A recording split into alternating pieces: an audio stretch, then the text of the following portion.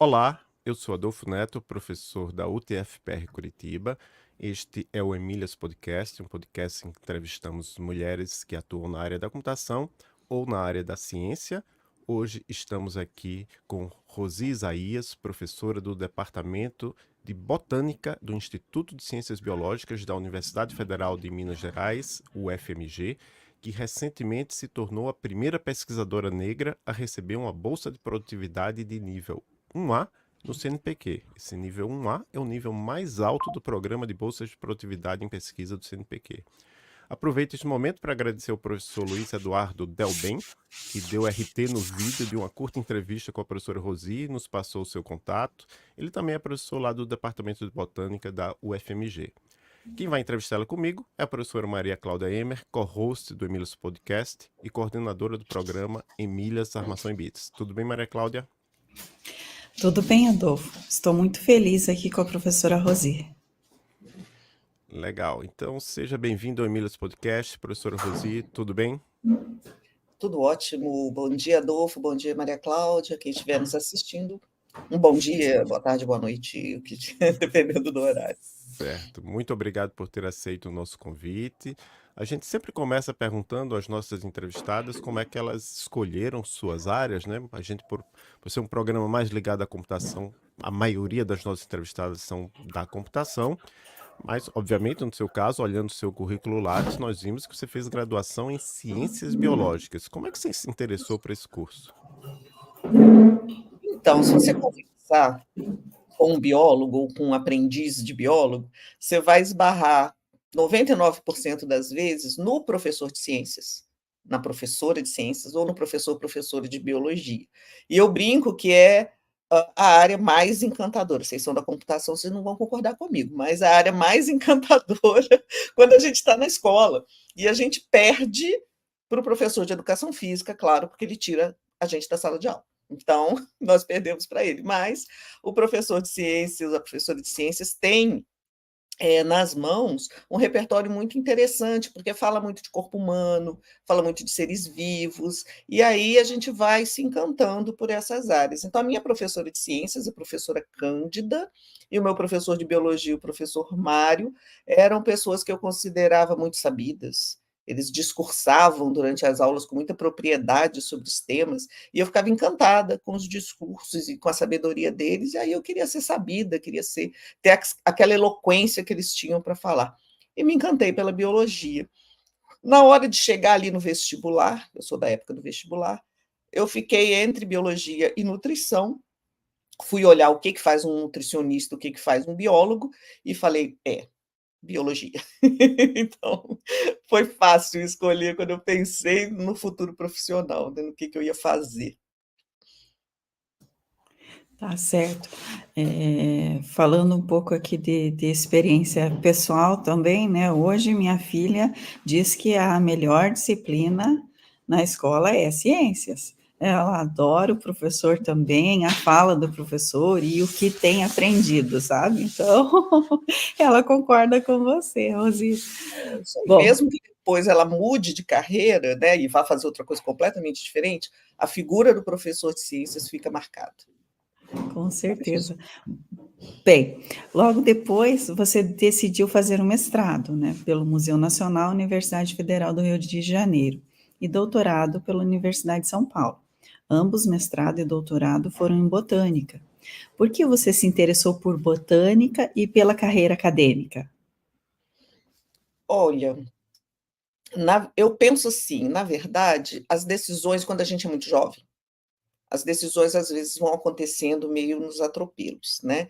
Então, a minha decisão, ou melhor, a minha apresentação ao mestrado e depois o doutorado foi consequência, mas a apresentação ao mestrado veio por intermédio de uma amiga, uma colega da graduação, que hoje é professora, Lucelena Silva, é professora do Museu Nacional, nós éramos colegas de graduação, e ficávamos ali na pracinha da universidade conversando sobre concurso, sobre que área seguir, sobre como direcionar a nossa carreira, né?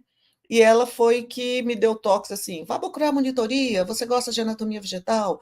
Bora fazer o mestrado, vou te apresentar para a professora Leia Neves, que veio a ser minha orientadora de mestrado, lá no museu, você quer? Eu vou lá te apresentar para ela. ela é muito bacana, e aí, sabe, você vai naquele modo contínuo. Gosta de estudar? Gosta. Tem alguém que vai, né, o anjinho da guarda ali falando na sua cabeça? Bora lá, não estou perdendo nada indo atrás. E aí foi acontecendo. Por que botânica? Eu também fiquei, na época, dividida entre botânica e genética, mas as minhas aulas de botânica, mais uma vez, as professoras fazendo seu papel. As minhas aulas de botânica eram mais encantadoras para mim do que as aulas de genética. Eu até brinco com os meus colegas geneticistas hoje, como Delbem, né? Falo, minha genética é lá do tempo do Mendel, estou nas ervilhas ainda. E aí a botânica acabou sendo mais atrativa no primeiro momento, e quanto mais eu fui mergulhando no universo da anatomia vegetal, da citologia, no mundo das plantas, mas nos aspectos microscópicos, aí mais fascinada eu fui ficando, e aí não teve volta, né? Do mestrado para o doutorado, sempre com o mesmo modelo de estudo, que são as interações inseto-planta, são as respostas da planta aos estímulos dos insetos, e pronto, é onde eu estou até hoje. Então, a partir de algum momento aí dessa carreira, eu lembro que eu vi lá no Lattes, você decidiu ser professora universitária. Você lembra exatamente o porquê e quando que você decidiu prestar um concurso e seguir, né, nessa carreira que nós três aqui estamos? Lembro sim, Adolfo. Quando eu estava no mestrado, que nós começamos a conversar, e eu já fiz o concurso para professora da rede estadual do Rio de Janeiro, né? Então, o magistério já fazia parte ali do meu universo, do universo dos colegas que também estavam no mestrado. Do mestrado, todos estávamos buscando alguma forma de atuar no mercado de trabalho. E um dos caminhos mais, digamos assim, naturais, na época pelo menos era assim, era buscar um magistério na educação básica, né? E com o mestrado a gente começou a sonhar com o nível superior. E na época, o meu companheiro, que também é professor universitário, não é mais meu companheiro, mas é professor universitário, também estava na mesma onda, né, de fazer o mestrado, de fazer concurso. Ele entrou no concurso primeiro na Universidade Federal de Viçosa, e aí eu o acompanhei, morei em Viçosa 2 anos, saímos para o doutorado. Olha, naquela época a gente conseguia fazer o concurso só com mestrado. Hoje é inimaginável, né? Hoje a gente tem que ter doutorado, pós-doc, um monte de coisas. Na época, não. Então, ele fez o concurso primeiro, e aí eu fiquei buscando, né, os caminhos para me encaixar também. Entrei para o doutorado, e quando eu estava no doutorado, eu fiz o concurso para a UFMG. Minas Gerais entrou no radar, digamos assim, porque o Fernando era professor da Federal de Viçosa, a gente tinha que ficar, né, mais ou menos perto para manter a relação. Isso é um outro paradigma dos casais que estão na ciência, né? Conseguir ficar na mesma universidade não é fácil, muitas das vezes. E uma colega que hoje é professora aposentada, mas na época era professora aqui na UFMG, ela me disse: eu saí, vou fazer o concurso para a Unesp, vou voltar para São Paulo, mas a UFMG é a sua cara. Professora Vera Scatena, ela me disse isso, ela sabe, eu encontro sempre com ela e falo: a culpa é sua, você que me falou que tinha minha cara, e eu fui para a UFMG. E aí eu fiquei atenta, o concurso abriu, eu prestei. Antes eu tinha feito um concurso para a Federal de Juiz de Fora, mas é aquelas coisas, né? Tem que passar em primeiro lugar. Eu fui aprovada em quarto lugar, obrigada, parabéns, mas a vaga não é sua, vamos para a UFMG. Tentei, aí eu consegui o primeiro lugar e foi onde eu fiquei. Então, foi um processo assim de estar num grupo social onde as pessoas estavam buscando essas colocações. E aí, cada um. Tanto que a gente competia entre a gente, né? A gente ia para o concurso com um grupo de colegas, ia para o outro com um grupo de colegas. Eu falo para os meus alunos hoje: relaxem, é natural, vocês vão competir entre vocês. E tentem fazer o melhor e não se preocupar muito, eu estou derrubando meu amigo. Não. Você tem que dar o seu melhor e uma hora cada um vai se encaixando no lugar. É isso aí, né? Tem lugar para todo mundo, né? Cada um vai se encaixando no melhor lugar. Bem, e agora vamos falar um pouco a respeito desse importante reconhecimento que você recebeu, né? Então, você foi promovida pesquisadora 1A do CNPq, o nível mais alto na instituição. O que isto significa para você? Responsabilidade. Essa é a palavra. Ontem mesmo eu participei de uma formação de monitores aqui na estação ecológica que nós temos na UFMG, e eles perguntaram muito. Abrimos uma roda de conversa antes de falar sobre as interações inseto-planta e tal, e aí eles perguntaram bastante sobre isso. Eu falei, olha, primeiro vem a felicidade, óbvio, né? Nossa, eu consegui, eu recebi a notícia pelo WhatsApp, quando saiu o resultado preliminar, o meu amigo querido Francisco de Assis Ribeiro dos Santos, que a gente brinca que nós brincamos que somos irmãos, que nós temos um fenótipo mais ou menos parecido, mas ele é da Estadual de Feira de Santana, e eu sou aqui da UFMG. Os sotaques meio que denunciam que nós não somos irmãos, mas a gente brinca, né? E o Chico mandou uma mensagem de WhatsApp, eu estava terminando de revisar a tese de doutorado do Igor Arriola, que hoje já é um doutor, e eu parei, quando eu li, e falei, eu consegui, Igor, eu sou a pesquisadora 1A, mas não coloquei a questão de eu sou a primeira mulher negra. Falei, eu consegui, eu sou a pesquisadora 1A. Mas a mensagem do Chico era, parabéns, mana, você é a primeira mulher negra a alcançar o nível 1A do CNPq. Quando a ficha cai, depois que a gente comemora, né, vem aquela coisa assim, peraí, tem um monte de meninas, um monte de meninos, um monte de pessoas pretas, um monte de pessoas pobres que vão olhar para mim e falar, como assim? E aí vem a responsabilidade, né? A felicidade, claro, a sensação de merecimento, porque tem muito trabalho, vocês sabem disso, vocês estão atuando na pós-graduação, né? Muito trabalho, muitas horas de dedicação, muitos finais de semana, feriados envolvidos ali na produção de conhecimento, na orientação, enfim, todas as atividades. A felicidade, a sensação de merecimento, e ao mesmo tempo fala, peraí, vem a responsabilidade de, espero eu, estar abrindo uma fila, e uma longa fila, que venham atrás de mim muitas meninas, muitos meninos negros.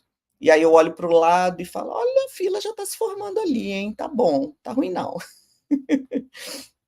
Bom, então, você pode explicar para o nosso público, que eu acho que são mulheres da área da computação, a maioria não pesquisadoras, talvez jovens que estão Uhum. pensando em seguir uma carreira na ciência. Quais são os requisitos na sua área para ser uma pesquisadora 1A? E aí, se são orientações, são publicações de artigos em periódicos, em revistas de alto impacto? O que é esperado de uma pesquisadora 1A do CNPq? Adolfo, é igual quando a gente faz o concurso para titular, né? Quando agora não é mais um concurso, agora quando a gente faz a promoção para titular, vira assim, mas agora você não vai sair não, né, agora você tem que carregar o piano. Eu falei: "Nossa, mas eu já carreguei o piano, o armário, o oboé, a tuba, eu ainda vou ter que continuar carregando a orquestra?". Sim, é desse jeito. Tecnicamente, roda um algoritmo lá, né, um programinha já no computador, vocês entendem disso melhor do que eu, que vai pontuando em cima do nosso currículo Lattes. Você tem que ter um certo nível de publicações. Para entrar no sistema, como a gente entra nível 2, você já tem que ter orientado pelo menos um mestrado, né? Aí depois vem as orientações de doutorado. A cada nível, 2, um D, um C, um B, um A, vai aumentando um pouquinho o nível de exigência. Em termos numéricos, o tempo de doutoramento, em termos de produção científica, o nível das revistas, quantidade e qualidade, as redes de contato, né, de colaborações nacionais e internacionais, cargos administrativos aparecem, atuação em sociedades científicas, e por aí vai, né? Projetos que já tenhamos coordenado, projetos com financiamento nacional, internacional, enfim. Todos esses, eu digo que são pontinhos celestiais que a gente vai reunindo ao longo da carreira, no final entram nesse programa que te dá uma pontuação. Depois vem o projeto, você tem que submeter um projeto, a rigor não é uma renovação, a rigor, cada vez que você submete um projeto para a bolsa, mesmo que você já esteja no sistema, é um novo julgamento. E aí pode ser que você ascenda, no meu caso eu consegui ascender sempre, subindo os níveis, pode ser que você permaneça no mesmo nível mais tempo, né, de um período para outro, pode ser que você caia, pode ser que você saia do sistema. Depende também de quantas pessoas estão competindo naquele momento em que você entra com pedido. Então, quando você tem uma recusa, isso aí vale para os jovens cientistas, não se sintam depreciados. Às vezes você deu a falta de sorte de entrar no momento que entraram muitos pedidos, a verba é limitada, existe um número X de bolsas disponíveis, e aí, às vezes, por 0,1, 0,2, 0,3, você ficou de fora. É cruel, mas é a verdade, né? Então, assim, a gente vai trabalhando, fazendo as atividades e reunindo esses pontos que, ao final, vão computar. Entra o projeto, que ele tem que ter mérito, vai ser analisado, avaliado pelos pares, né? 2 ou 3 avaliadores, acho que em geral são 3, dão um parecer em cima do seu projeto também, e aí entra num grande hall com as pessoas que estão disputando dentro da sua área, né? Então, no meu caso, é a Câmara de Botânica, é o Comitê de Botânica, mas tem o Comitê de Computação, com certeza, são, né, os níveis de competição aí são diferentes dependendo da sua área. Mas é isso, basicamente são esses os critérios que a gente vai cumprindo ao longo da carreira para poder entrar no sistema com o PQ2, né, e depois ir subindo até chegar no PQ1A. Um jovem não vai ser PQ1A, porque ele tem que entrar no sistema como 2, né? Isso denota a minha idade. Bom, muito bem, então. Você falou um pouco a respeito de responsabilidades, né, perante os jovens também, a partir do momento em que você conseguiu essa promoção, né? E quais são as outras responsabilidades que você passa a ter, né, a partir dessa promoção, a pesquisadora 1A, em relação à sua pesquisa, ao seu trabalho na universidade? Maria Cláudia, eu estava, como eu comentei um pouquinho antes, pensando em calçar o chinelo havaiano e ir para a praia, né? Já tinha assim, eu poderia ter aposentado em 2017. Falei, já deu, posso ir embora. Porque eu tinha um tempo antes da universidade, né, na educação básica. E quando eu fiz a averbação desse tempo de serviço, lá fechou. Em 2017 eu poderia ter saído. Aí comecei a pensar em desacelerar e tal e coisa. Magicamente apareceram 5 mestrandos, fizeram o exame, passaram e só depois me procuraram. Uma do Maranhão, uma do Rio de Janeiro, um daqui de Belo Horizonte, foi assim, 5. Eu falei, ué, gente, o que está acontecendo aqui? Eu já estava com 2 alunas só, a Mariana terminando metade do doutorado, não terminando, a Ana Maria metade do mestrado. Eu falei, ótimo, olha, elas vão terminar e eu vou poder aposentar. Vieram esses 5 alunos, veio essa promoção, aí uma amiga minha, que foi minha aluna, né, disse, professora, agora acho que você vai ter que ficar mais um tempinho aí, né? Você precisa, é o exemplo que você é para as outras meninas negras, é a possibilidade de ter recursos para o laboratório e para o nosso grupo de pesquisa, é o potencial para ampliar nossa rede de colaborações e por aí vai, né? Então é um pouco isso, é ajudar também o que os meus colaboradores, os meus alunos, eu estou com um projeto maravilhoso com alunos de ensino médio, porque eu também não fico sossegada, eu tenho que inventar coisas, né? E aí, olha, temos que conseguir seguir carregando um pouquinho mais aí essa orquestra. E é isso, acho que não dá para parar mesmo, não, né? Por representatividade, por responsabilidade e porque, querendo ou não, ser uma pesquisadora nível 1A abre portas. E, por exemplo, de conhecer vocês aqui no Emílias Podcast. Certo, mas também tem essa questão, toda uma burocracia por trás da gerência da ciência, né, que em parte é sustentada por CAPES e CNPq, mas também em parte e eu falo nem só CAPES e CNPq, mas também tudo, né, eventos, revisão de revistas, tudo isso cai Sim. mais pesadamente para os pesquisadores que estão num nível mais alto da carreira, não é? Sim, sim, Adolfo. Mas eu hoje estou me dando ao direito, por exemplo, não estou. Mentira, não estou, vou forçar, mas eu não estou em nenhum cargo alto dentro da universidade. Eu já fui chefe de departamento, já fui coordenadora de pós-graduação, já fui coordenadora de graduação, Então, quando chegou naquele momento ali fora as N representações, né? Quando chegou naquele momento que eu podia aposentar, que eu fiz a revisão, né, da minha vida, metade do tempo eu estava em algum desses cargos. E aí eu falei: "Nossa, gente, espera aí, tem um monte de pessoas jovens aqui para assumirem esses cargos, então eu estou me dando o direito de dizer não". Mas a gente não fica quieto, né. Então, o que que eu tenho buscado fazer? Eu tenho buscado representar a minha profissão no Conselho Regional de Biologia, sou uma conselheira do Conselho Regional de Biologia 4ª Região, aceitei fazer parte da equipe, porque considero importante a gente, né, criticar demais a atuação dos outros, mas não estar lá dentro tentando fazer acontecer, não vale, né. Sou da Sociedade Botânica do Brasil, no momento não estou na diretoria, mas já fui da diretoria da Regional Minas Gerais, Bahia e Espírito Santo até o ano passado. Dentro da universidade, eu atuo em algumas comissões. Ontem mesmo eu estava na Estação Ecológica, onde eu faço parte do núcleo acadêmico. Então, assim, essas funções, essas representações, acabam vindo a reboque, a gente pesa, né, na balança. O próprio Luiz Eduardo Delbem, que você acabou de citar, é atualmente meu chefe de departamento. Fiquei muito feliz dele ter aceitado essa função. Falei: olha, não dói, toma tempo, mas não dói. E a editoria de revistas, ela também é um ponto que conta lá na hora da bolsa de pesquisa, de produtividade em pesquisa, né. Então eu sou editora da Botany, que é uma revista que a gente não paga para publicar, e da Frontiers in Plant Science, que a gente paga muito caro para publicar. Tem até uma grande polêmica, né, será que a gente alimenta esse sistema dos open access que a gente paga, a gente revisa de graça, a gente publica, né, sai dos nossos dados, eles cobram uma pequena fortuna para a gente publicar? É algo que a gente tem que pensar.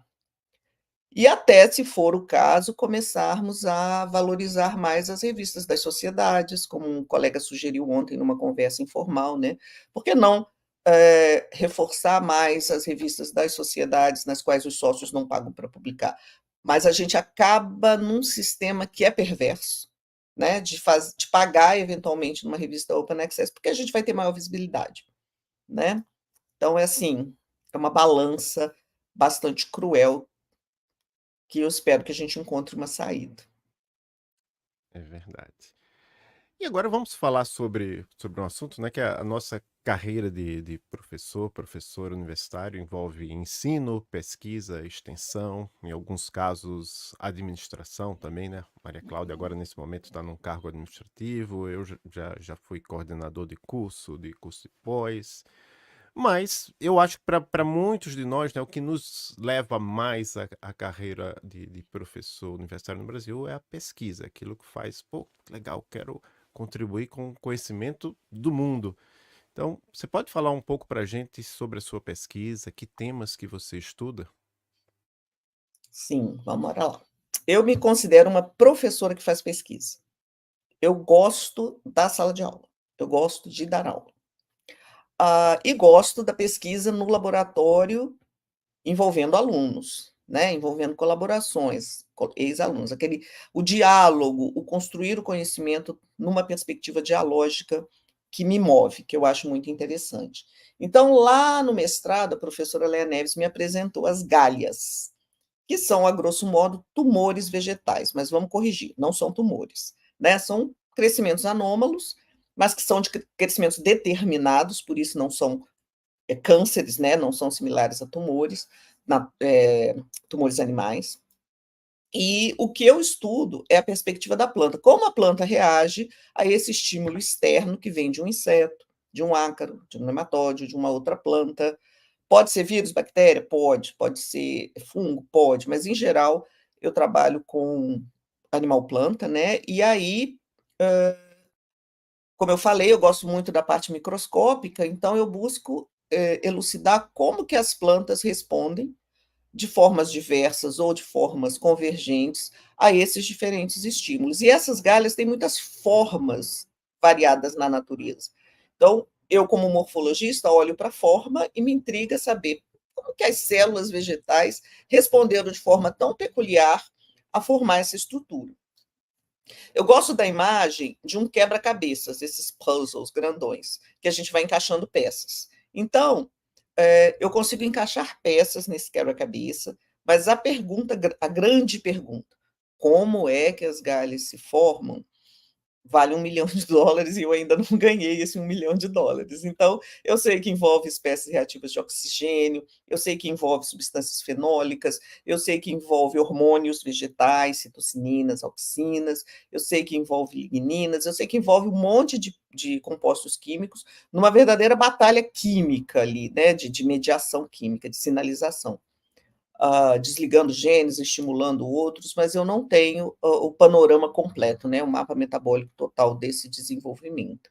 Mas é bastante interessante cada novo sistema, porque assim, é uma espécie de inseto, que aliás ontem eu contei essa peculiaridade, os meninos acharam ótimo, eu dei nome, né, quer dizer, outros pesquisadores deram nome a 2 insetos em minha homenagem, eu acho isso chiquérrimo, já sou imortal para a ciência. Então, essa interação de um inseto com uma planta, em geral, é espécie específica, uma espécie de inseto, uma espécie de planta.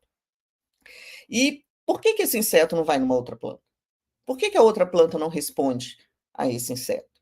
Né? Então, por que tem que ser essa coisa tão intricada, tão peculiar?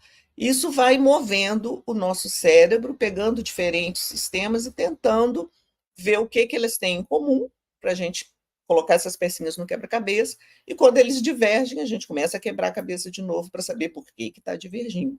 Então, a parceria é eu, morfologista, né, anatomista vegetal, com colegas da fisiologia vegetal, com colegas da química, com colegas da taxonomia, com colegas do comportamento de insetos, e a gente vai interagindo, e as respostas, no meu ponto de vista, claro, e de mais um tanto de pessoas aí no Brasil e no mundo, são, de fato, muito intrigantes e muito bacanas. Muito bem, agora... Opa! Consegui explicar para cientistas da computação? Sim, sim. Bom, agora a gente passa para uma outra etapa, né, do podcast, falando um pouco a respeito de desafios na carreira. Você já enfrentou alguma vez, né, na academia, ou até antes na escola, depois no trabalho, né, alguma dificuldade por ser mulher? Ou, no seu caso, que tenha percebido estar relacionado a ser uma mulher negra? Então, Maria Cláudia, como eu vim de uma família de classe média baixa, da grande região metropolitana do Rio de Janeiro, muitos ao meu redor eram pretos e pardos. Eu estudei em escola pública, todo mundo mais ou menos no mesmo nível social. Então, o racismo não saltava aos olhos, o preconceito não saltava aos olhos. Mas tem uma coisa que era sempre assim: você não é negra, não, você é moreninha. Isso era algo que eu ouvi, converso com as minhas alunas negras, elas falam: nossa, eu ouvi isso muitas vezes, você ouviu isso também? Fala, quando a pessoa quer gostar da gente, ela não quer gostar de uma pessoa preta, ela quer gostar de uma pessoa moreninha. Então, o máximo que a gente pode ser é moreninha. Mas isso não incomodava, entende? Não era um assunto.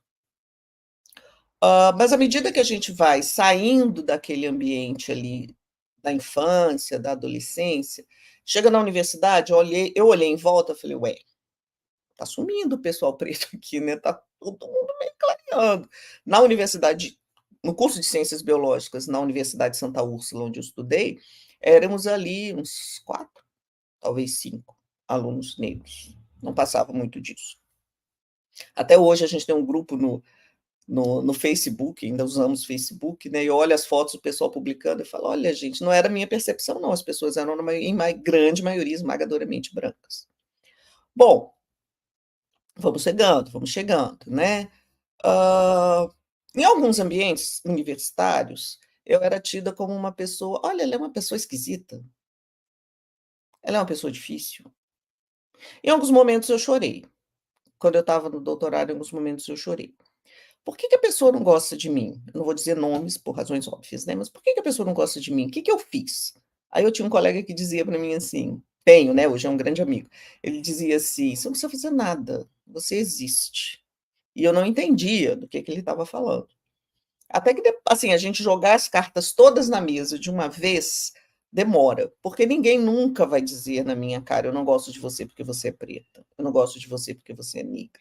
As pessoas dizem, ela é esquisita, ela é difícil, uma pessoa de difícil trato. Eu acho até engraçado isso. Na universidade, eu já relatei isso em algumas entrevistas, eu cheguei em 1995, eu era, via de regra, a única pessoa negra em classe. Então, eu estando em classe, entrava alguém para dar um recado ou para procurar alguma coisa e falava: cadê o professor? Né? Então, esse fenótipo não era lido como um fenótipo de uma professora universitária.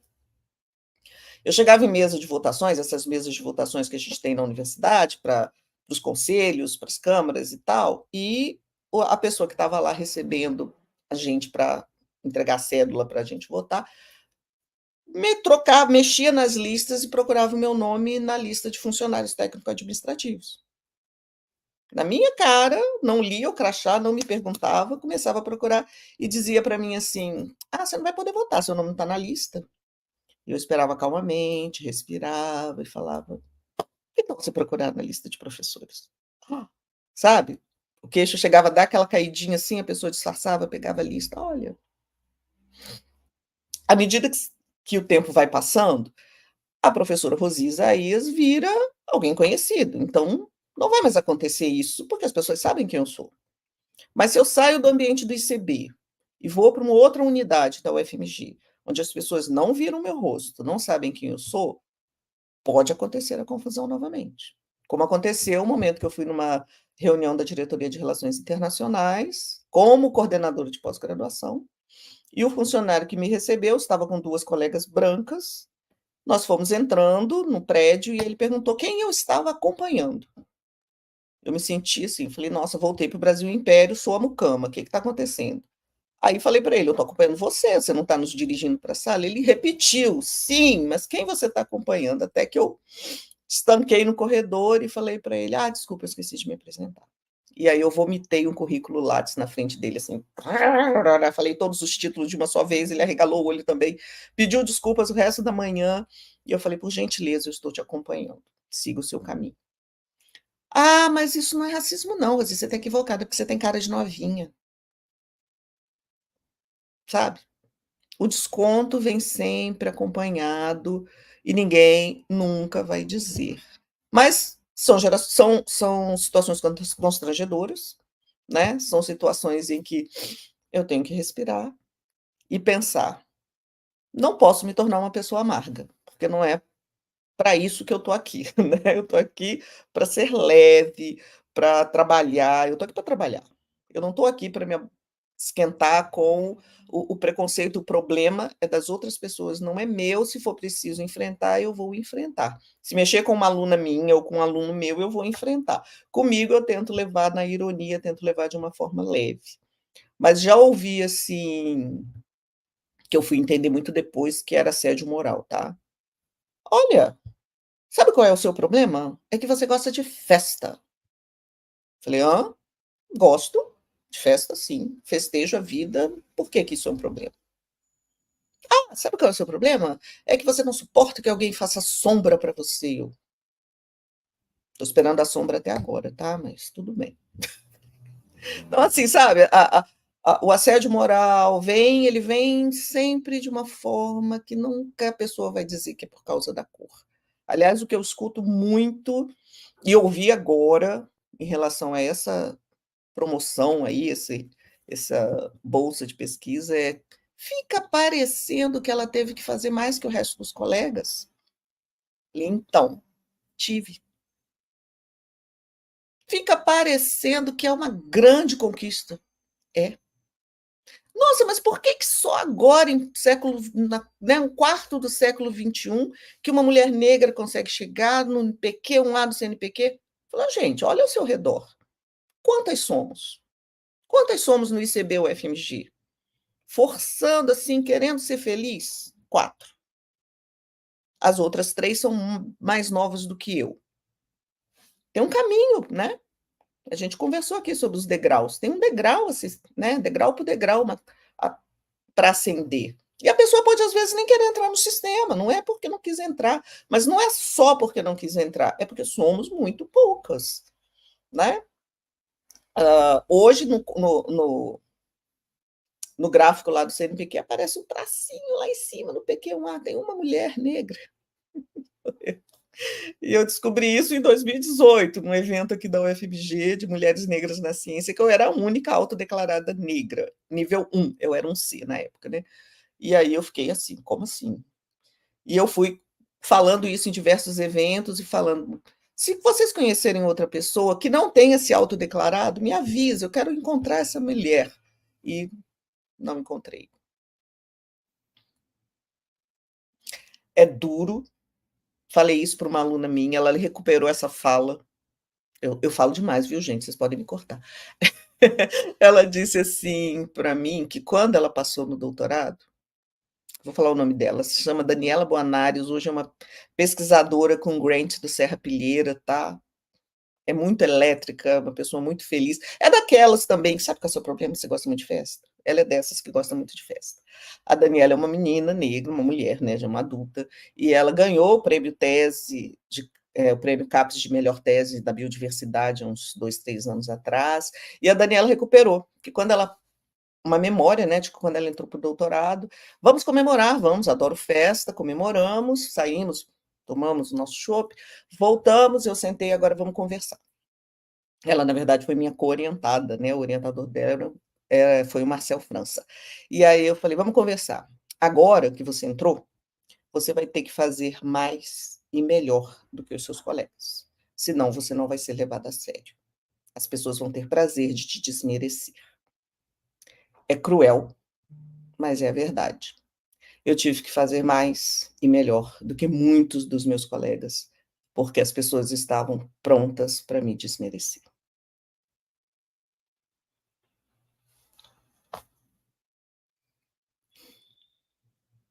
É bem triste essa situação ainda que a gente tem. Considerando tudo isso, assim, a gente na computação, a gente tem uma minoria de mulheres e elas, às vezes, se organizam em grupos, né? Então, por exemplo, o pessoal da linguagem de programação Python, tem as PyLadies, às vezes Gostei do nome. elas organizam eventos somente para mulheres, treinamentos, etc. E você participa de algum grupo de apoio? Ah, sim, às vezes pode ser só um grupo no WhatsApp onde as mulheres se comunicam. Um grupo de apoio para mulheres, ou mulheres negras, ou pessoas negras na botânica ou na ciência? Então, Adolfo, por intermédio de uma colega, Nelise Frazão, é uma doutora também em botânica, está aí batalhando pelo seu lugar ao sol, ela está fazendo uns concursos aí, a gente está esperando que ela consiga, estou na torcida por ela também.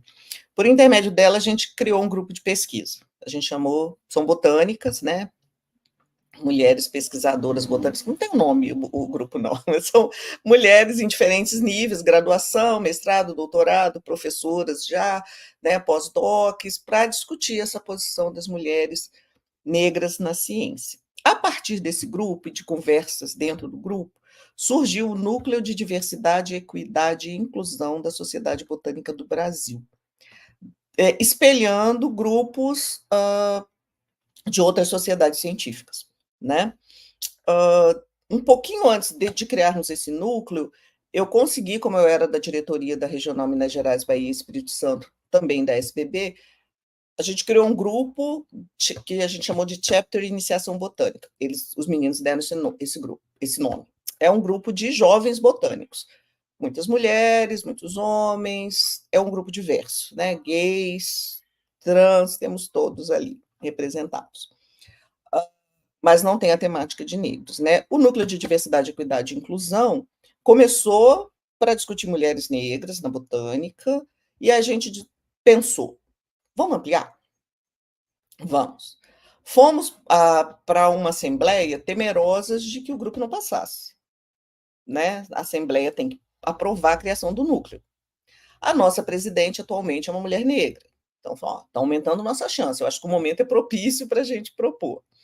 E no congresso ano passado, Congresso Nacional de Botânica, que aconteceu em Belém, nós fizemos o nosso primeiro evento, né, nossa primeira mesa redonda dentro do congresso, com a participação de uma mulher negra, que eu acabei de citar, que foi a Daniela Boanares, uma indígena que foi a Oda Nildes, um PCD, o Vinícius, que tem uma mielodistrofia e ele usa uma ortese nas pernas, e um trans, que foi o Thier.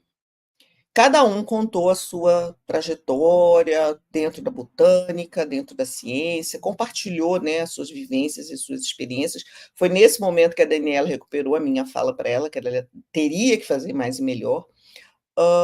E foi um compartilhamento riquíssimo. A plateia ficou cheia, e aí a gente pôde dizer para a Sociedade Botânica do Brasil: é importante, a plateia está cheia, as pessoas querem ver, querem ser vistas, querem compartilhar as suas dores e os seus sucessos também, né? Porque todos ali estavam já no nível de doutorado e, né, contando suas experiências. E é importantíssimo, né, esse apoio. Como é importantíssimo eu estar aqui conversando com vocês no Emílias Podcast, estar conversando com o pessoal da computação.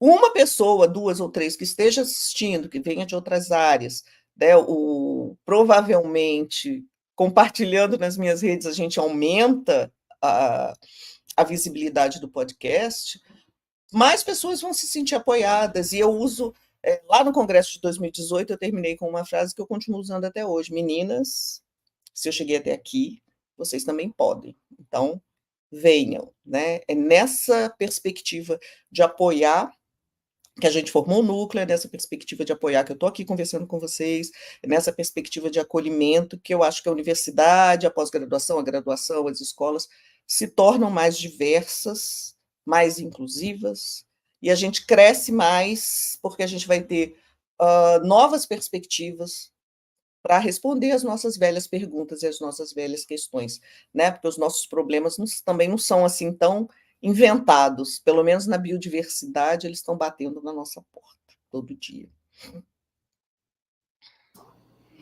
Verdade, né? A gente precisa tratar dessas questões e com mais consciência também, né? Não somente falar sobre isso, mas tentar fazer algumas coisas, ter algumas ações. Me permitam dizer uma coisa que é muito interessante, que depois que eu comecei a trabalhar com essa questão da diversidade, discutir isso, levar essa discussão para os espaços, eu tenho percebido como que é difícil para determinados grupos escolher palestrantes mulheres. Você organiza um evento, pede sugestões de nomes, vem uma enxurrada de nomes masculinos. Em áreas que não faz sentido, tem um monte de mulheres. Então não precisa nem chegar na questão étnica, racial, não. Você pode só falar assim: dá para pôr uma mulher? E as pessoas, às vezes, reagem de uma forma muito, sabe, mulheres reagem: mas por que você está falando isso? Lá vem mais um mimimi da Rosi, sabe? Como se não existissem mulheres cientistas. As próprias mulheres não pensam em diversidade. É verdade, até a gente comentou, acho que não lembro se foi nesse Dia Internacional da Mulher ou no anterior, né, Adolfo, que teve um evento na data e o evento só tinha homens palestrando sobre um assunto que tem muitas mulheres na área, isso de computação, né? Então, nós até comentamos, nossa, que coisa, né? Que dificuldade. Mas isso é real em todas as áreas. É triste. Bom, aí você falou um pouco também a respeito de inspiração, né, na sua carreira, já desde a escola, né, com a professora de ciências. Mas e após isso, além dessa inspiração na sua carreira, você teve alguma outra mulher que te inspirou? Olha, outro dia me perguntaram isso, né? Eu falei assim: nossa, não tenho nenhuma figura emblemática. Mentira. Eu vou citar as minhas orientadoras, a professora Léa Neves, que eu já citei aqui, a professora Jane Kraus, que foi minha orientadora no doutorado na USP. Eu costumo dizer que delas, de cada uma delas, eu peguei o que eu achei que eram virtudes, né? Talvez eu tenha pego alguns defeitos também, mas eu espero que eu tenha pego mais as virtudes para moldar a orientadora que eu sou hoje. Né? As duas sempre gostaram muito da licenciatura, sempre gostaram muito de trabalhar com alunos, gostavam, né, elas estão aposentadas, da extensão universitária.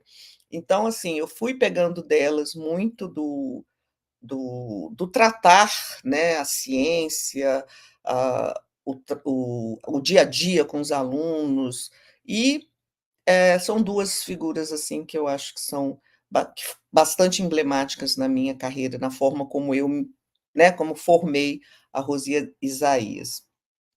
São as duas, Léa Neves e Jane Krause. Tudo bem.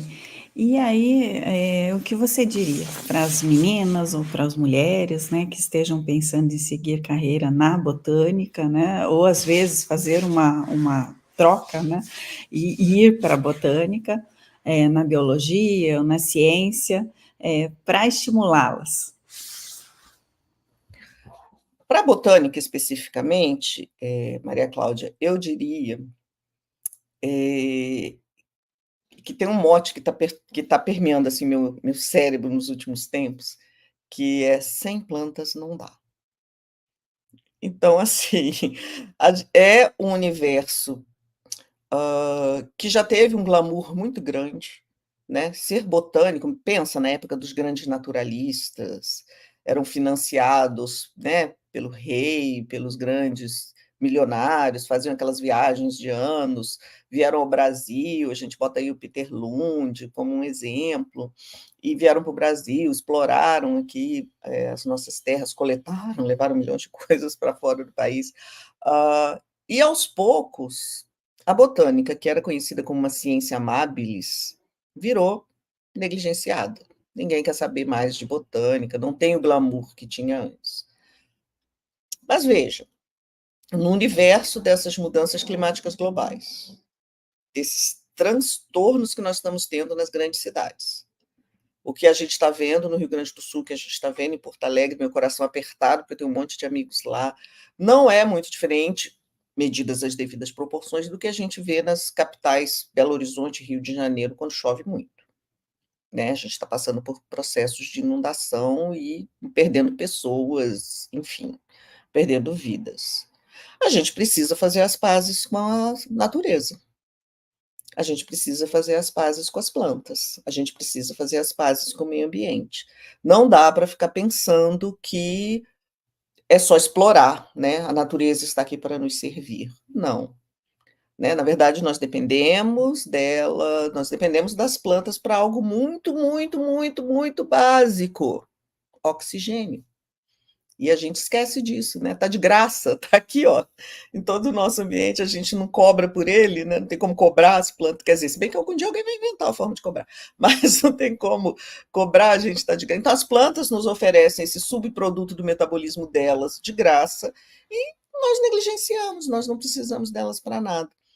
A nossa roupa é de algodão, a nossa mesa é de madeira, o nosso carro é movido a álcool, e a gente acha que não precisa de plantas para nada, que pode tacar fogo, né? Pode derrubar, pode passar o correntão. Então, eu diria para qualquer pessoa, para qualquer menina negra que está sonhando com a ciência, que o universo pode conspirar para que ela desista. Mas eu estou aqui para dizer que vale a pena. Então, siga. Tem que estudar muito. Não dá para ficar nas redes sociais.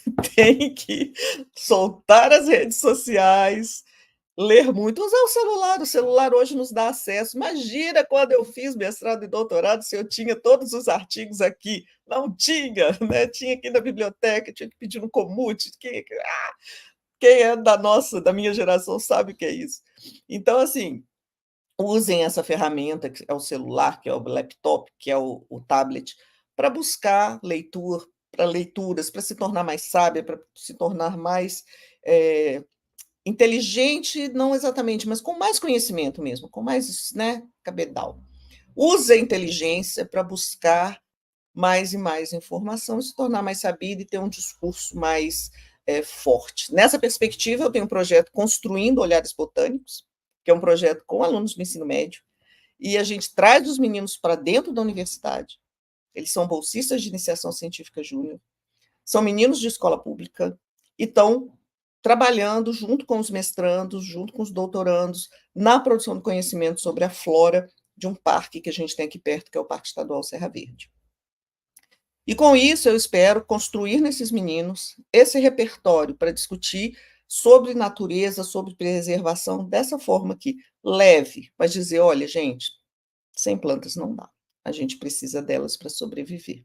Então, vamos voltar a tratar a botânica como a ciência amabilis. Estou muito Muito garota bom. propaganda.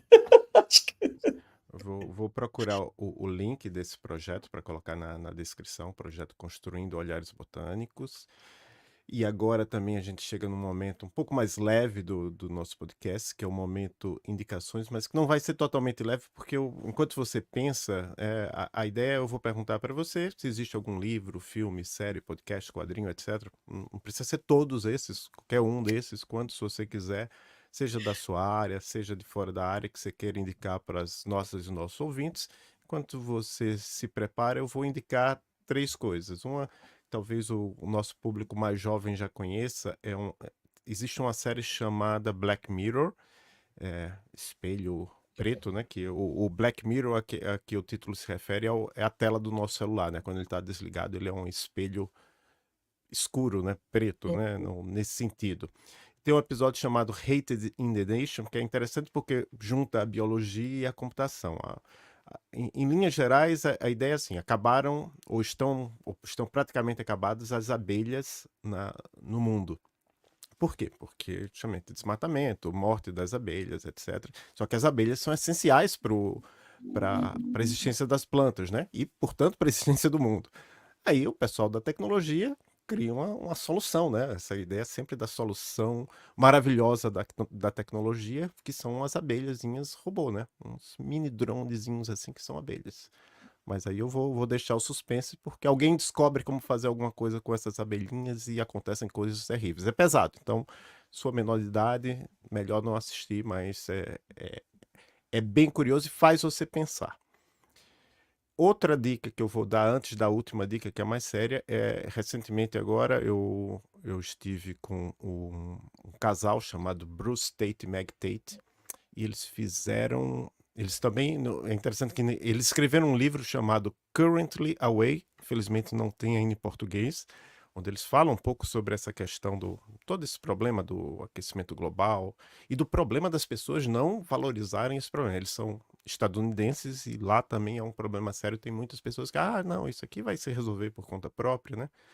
Mas eles fizeram, esse não é o tema principal do livro, o tema principal do livro foi uma viagem que eles fizeram. Eles saíram lá do Tennessee, deram a volta assim na parte leste dos Estados Unidos de barco, né? Passaram um período assim de mar, mas foi basicamente em rios. Então, eu ainda estou na metade do livro, mas é um livro bem interessante. E por último, a gente já teve aqui uma entrevistada, a Andresa, e ela trabalha com RH. Ela mora no Rio Grande do Sul, mora em Porto Alegre. Ela tem uma empresa chamada Afroia Tech, que a ideia é trazer mais lideranças negras para a área de tecnologia. E, obviamente, nesse momento de dificuldade do Rio Grande do Sul, ela está com a campanha Afroia Ajuda RS. Então, eu vou deixar o link para quem quiser doar essa campanha, especificamente para a comunidade negra. É uma pessoa de confiança, então eu acho que as pessoas podem doar sem medo para essa pessoa, para essa campanha. Então, com isso, eu passo a palavra para você, professora Rosi, para dar algumas indicações para as nossas e nossos ouvintes. Ótimo, depois eu vou querer essas dicas aí que você falou, especialmente do filme das abelhas, para poder compartilhar com os meus alunos e estimular essa discussão, né? Que é muito interessante. A gente achar que a tecnologia vai resolver tudo, e o tiro, às vezes, não sai tão retilíneo assim, até mesmo quando a gente fala em controle biológico, né? Quando a gente tenta manipular a natureza a nosso favor, costuma dar errado. Tem que ser muito bem estudado. Né? E aí que entra a ciência básica. A gente tem que conhecer muitos organismos para poder, né, tentar trabalhar, fazer com que eles trabalhem a nosso favor. Eu tenho um podcast. Eu sou produtora de um podcast, mas que fala de licenciatura. É um podcast do Conselho Regional de Biologia, 4ª Região, que é o Encanta Prof. É para tentar estimular o encantamento das práticas didáticas, da sala de aula, da profissão ser professor. Né? Nós temos uma temporada publicada E foi muito interessante que uma colega, uma aluna, uma ex-aluna, falou, estava ouvindo no celular, no ônibus, e falou: Eu conheço essa voz. Aí ela me mandou mensagem na hora: Você está aqui falando no meu ouvido. Eu falei: Ó, que legal, que bom, só pela voz, ela não precisou nem saber eu me apresentar, ela já sabia que era eu. Então, o Encanta Prof, para quem está na licenciatura, para quem gosta de ciências, de biologia, é interessante, é um espaço para compartilhamento com professores. Um livro que eu li muito, li umas 2 ou 3 vezes na minha juventude, outro dia eu estava querendo lê-lo novamente, é O Admirável Mundo Novo. Aldous Huxley é um livro que é muito bacana, ele me impactou muito quando eu li, né, pensando numa sociedade de castas, na droga lícita, né, permitida, que mantinha todo mundo ali sob controle. É uma literatura impactante, apesar de ter sido escrita no século passado, né. Séries, eu gosto muito de séries policiais, então eu não sou assim a pessoa que fica vendo séries muito de ciência, não. Eu gosto do Law and Order, todos os Law and Order eu gosto de assistir, desligo completamente das questões ambientais e fico ali vendo. Aí tem uma hora que satura, né? Eu falo, nossa senhora, parei, não quero mais ver isso agora, não, tá doendo demais. Quando é muito realista, sabe, é tudo muito ali, né, na base. Eu acho que é isso. Eu tô para ver um filme que um amigo me indicou, que é o Pixinguinha, sobre a vida do Pixinguinha. É uma história de amor, eu acho Pixinguinha uma história de amor, ele tá nos streamings aí da vida, acho que tá na Amazon Prime, não tenho certeza, enfim, tá no streaming. E é um filme nacional, então esse é um filme que tá no meu radar para ver, porque eu gosto muito de música, né, eu tento estudar piano, mas eu sou péssima, então se tem uma coisa que eu não sou boa, é no instrumento, no teclado ali, no piano, mas eu canto no coral da UFMG, então cantar eu consigo cantar bem, mas tocar o piano eu sou um fracasso. Então fica aí uma dica de filme, né, a história do Pixinguinha, quem tiver querer ver alguma coisa bem diferente. As composições do Pixinguinha, para mim, são assim, poemas musicados, são lindos demais. Bom, estão todos os links na descrição do episódio para quem estiver ouvindo aí no Spotify ou nas plataformas de áudio. E para quem estiver assistindo no YouTube também a gente deixa os links. Gostei de saber que você está no coral, né? A gente tem uma professora aqui que no momento está fazendo doutorado na Alemanha, a professora Priscila Prüter, não sei se o sobrenome dela está correto, mas ela tem o coral da UTFPR, e ela é muito entusiasmada e ela foi fazer doutorado com coral. Ela está fazendo coral lá na Alemanha. Olha, Bem é bom, interessante. sabe? É uma pausa na minha semana. O coral ensaia terças e quintas, hoje tem ensaio no fim da tarde, né? Então, do fim da tarde até a aula do noturno, que às vezes eu dou aula à noite, né? Tem quintas-feiras esse semestre, por exemplo, em função da greve, as aulas estão suspensas, mas eu dou aula quinta-noite. Então, entre a tarde e a aula do noturno, eu vou lá, canto, saio um pouquinho antes do ensaio terminar, mas vou lá. É outra coisa também para os ouvintes aqui, descubra um hobby, né? Descubra alguma coisa que você gosta de fazer, que seja muito diversa daquilo que você faz como trabalho, né? Como forma de vida, para tem a leveza também, né, para desconectar, para dar uma pausa para o cérebro, ou às vezes para fazer o professor passar raiva, como é o meu caso nas aulas de piano. Eu faço meu professor passar raiva porque eu sou muito ruim. Mas ele insiste, e eu não desisti ainda não, estou lá firme e forte. Muito bom ouvir isso de você, que é uma pessoa reconhecidamente produtiva, né? Tem uma bolsa de produtividade. Saber que nem tudo é trabalho, né? A gente não precisa trabalhar 800 horas por semana, quer dizer, nem sei quantas horas tem na semana mais, mas eu tô exagerando. No meu caso, né, eu tenho o meu hobby atual é corrida, né?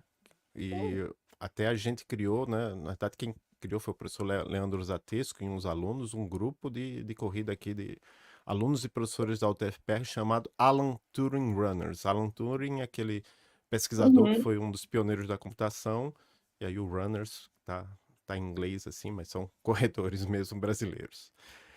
Se as Legal. pessoas Se as pessoas quiserem entrar em contato com você, porque eu consegui o seu contato através do professor Luiz Eduardo Dalben, né, por e-mail, mas se as pessoas quiserem, eu até escrevi, se as pessoas quiserem saber mais sobre você, tem o currículo Lattes, né, tem bastante informação, mas não sei se você tem algum e-mail, Rosi, ou site, alguma coisa que queira deixar para caso as pessoas queiram entrar em contato. Não sei se é fácil também encontrar o seu É e-mail ou fácil, algum então. contato.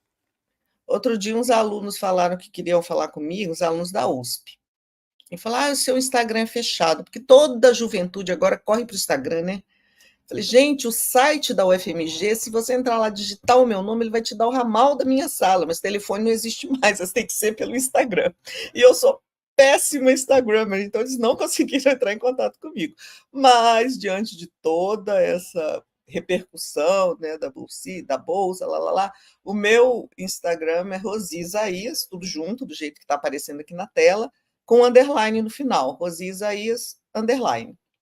É fechado, mas eu tenho ficado de olho lá nos pedidos né, nas solicitações de amizade e tal. Ontem mesmo, quando eu cheguei na estação ecológica, eu sentei para esperar a hora de adentrar o auditório e tinha lá um pedido, eu aceitei, né, era um aluno da geografia, e quando eu entrei no auditório e tal, que ele fez uma pergunta, eu falei: eu acabei de te aceitar no Instagram, agora eu estou te seguindo. Ele: olha, como é que você me reconheceu? Eu falei: você achou que eu cliquei sem olhar sua foto? É óbvio que eu olhei sua foto antes de aceitar.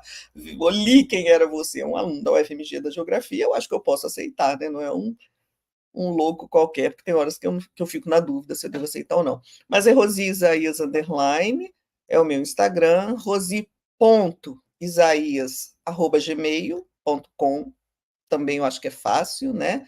E rosi-isaias@ufmg.br é o meu e-mail institucional.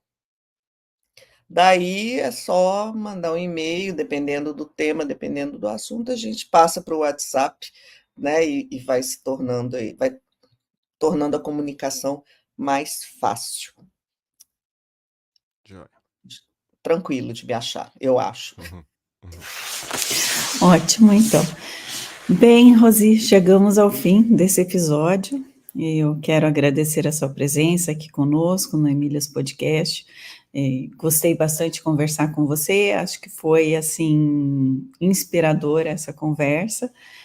E você quer agradecer alguém, mandar um abraço para alguém, ter um espaço, né, para sua fala ainda? Eu agradeço a todos que têm caminhado ao meu lado, todos que me deram a mão, foram muitos, né? Eu tive a sorte dos grandes encontros. Eu acredito que ao longo de qualquer trajetória profissional, acadêmica ou não, a gente precisa de grandes encontros, encontrar pessoas certas nos lugares certos, nas horas certas, porque quando a gente encontra as pessoas erradas pode dar muito errado também. Mas pensem, né, especialmente as meninas e os meninos jovens que estão aí, caso encontrem, né, tenham a infelicidade de um encontro errado, digamos assim, usem o antagonista para servir de alavanca para subir, sabe? Não deixem a, a má energia influenciá-los, porque é muito bom a gente sonhar, né? Sonhar com a carreira, sonhar com as coisas que a gente quer para nossas vidas e fazer esses sonhos acontecerem. Então, teve uma amiga minha da época do doutorado, a Cláudia Vecchia Annunziato. No final, eu acabei ajudando ela a terminar a tese de doutorado e virei a co-orientadora, e hoje é uma grande amiga, e ela escreveu uma quadrinha que eu coloquei lá no Instagram, no final de semana ali, que eu ainda estava vivendo a emoção. Eu vou tentar achar aqui rapidinho, porque se eu tento falar, mas eu acabo falando tudo errado. Ela escreveu e ela virou escritora, ela me mandou um livro e o que ela escreveu, e dentro do livro tinha um outro livretinho pequenininho, e nesse livretinho estava escrito isso aqui que eu abri, consegui já achar aqui, e que é isso que eu vou dizer para todas as meninas negras cientistas. Era uma vez uma menina que queria ser cientista. O mundo era contra. Ela ignorou os fatos. Essa sou eu. Muito obrigada pelo convite. Professor Adolfo, professora Maria Cláudia, foi um prazer estar com vocês aqui durante 1 hora, conversando, contando um pouquinho. Espero ter atendido as expectativas e espero que as meninas ignorem os fatos e que os bons fatos sigam nos rodeando e nos contaminando, porque a gente precisa de boas energias. Muito obrigado, professora Rosi. Obrigado a todos e a todas que nos escutaram até agora ou que nos assistiram. Estamos no YouTube, no Spotify, nas plataformas de áudio. A gente às vezes publica cortes lá no nosso Instagram também. E até o próximo episódio do Emílias Podcast Mulheres na Computação.